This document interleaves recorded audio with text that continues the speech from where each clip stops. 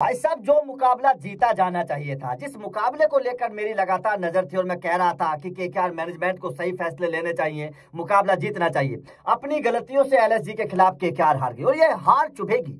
इसलिए चुभेगी क्योंकि इस हार केवल 4 रनों से हार मिली है। मुकाबला जीता जा सकता था, इस मुकाबले को तो जीतना चाहिए था केकेआर को, लेकिन नहीं जीत पाए। अब इस हार के 5 विलन कौन से हैं? किन 5 खिलाड़ियों ने भाई साहब केकेआर की नाक कटवा दी? किन 5 खिलाड़ियों के चक्कर में केकेआर इस मुकाबले को हार गई? चलिए इस पर एक बार डिस्कशन कर लेते हैं। आप भी वीडियो के आखिर में जरूर बताना आपके हिसाब से केकेआर के हार के 5 विलन कौन से हैं, क्योंकि केकेआर को ये मुकाबला जो है, जो हार है ना, ये हार बहुत पीछे ले जाएगी। पॉइंट टेबल में केकेआर निचले पायदान पर आ गई है। लखनऊ पहले नीचे थी, अब केकेआर उससे नीचे आ गई है।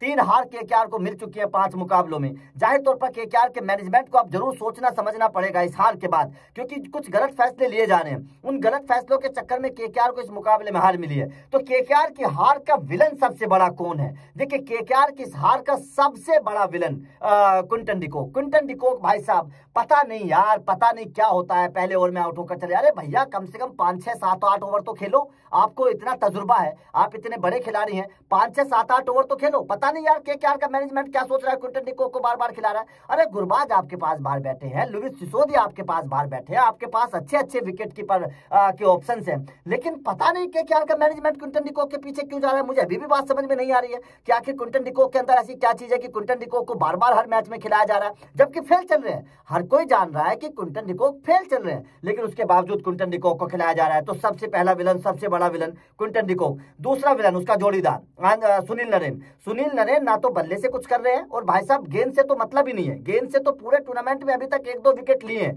तो गेंद से तो पूरी तरीके से फ्लॉप चल रहे हैं सुनील नरेन। गेंद से तो मतलब ही नहीं है। जो एक बल्लेबाजी से थोड़ा सा उम्मीद होती थी, वो भी फ्लॉप है। और एक चीज और, मतलब सोने पर सुहागा केकेआर का मैनेजमेंट ये करे कि दोनों को ओपनिंग में उतार रही है। भैया, दोनों फ्लॉप और दोनों को ओपनिंग में उतारा जा रहा है। तो यहाँ जब ऊपर से विकेट गिरते हैं तो केकेआर के लिए मुश्किलें खड़ी हो जाती हैं। मैं तो ये बोलता हूँ कि अजिंक्य रहाणे इतने अच्छी फॉर्म में है, आखिर अजिंक्य रहाणे को ओपनिंग के तौर पर क्यों नहीं उतारा जा रहा है? अंकित रघुवंशी अच्छी बल्लेबाजी कर रहे हैं, उनको ओपनिंग के तौर पर क्यों नहीं उतारा जा रहा है? वेंकटेश अय्यर अच्छी बल्लेबाजी कर रहे हैं, उनको ओपनिंग के तौर पर क्यों नहीं उतारा जा रहा है? आखिर मैनेजमेंट, मुझे तो समझ में बात नहीं आ रही कि मैनेजमेंट के दिमाग में चल क्या रहा है। अरे आपके पास 3 अच्छे बल्लेबाज हैं जो निचले क्रम पर बल्लेबाजी कर रहे हैं, आप उनको ओपनिंग के तौर पर क्यों नहीं उतार रहे हो?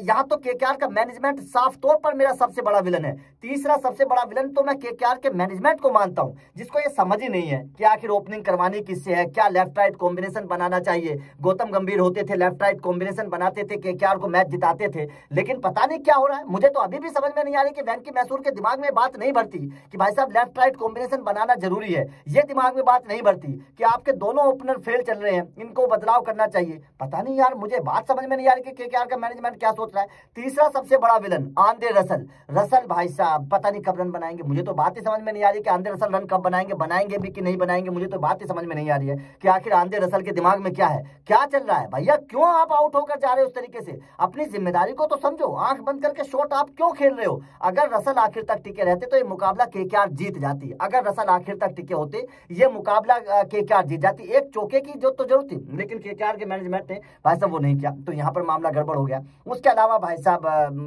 स्पेंसर जॉनसन, मामला गड़बड़ है। स्पेंसर जॉनसन के साथ भी मामला गड़बड़ है, और स्पेंसर जॉनसन को भी वास्तव में थोड़ा सा सोचना समझना चाहिए कि आखिर स्पेंसर जॉनसन क्यों नहीं रन बना, मतलब विकेट चटका पा रहे हैं। इस तरीके से तो केकेआर का मामला गड़बड़ हो जाएगा, इस तरीके से तो केकेआर नहीं जीत पाएगी। सीधी सीधी सी बात है कि अगर केकेआर इस तरीके से खेलेगी, गेंदबाजी पूरी तरीके से लचर है, विकेट कोई ले नहीं पा रहा है, बल्लेबाजी में कोई ओपनर रन बना नहीं पा रहा है, तो ये तो मामला गड़बड़ है। तो केकेआर की इस हार के जो विलन है ना, वो सबसे पहले तो दोनों ओपनर स्पेंसर जॉनसन और आंद्रे रसल और मैनेजमेंट में मानता हूं।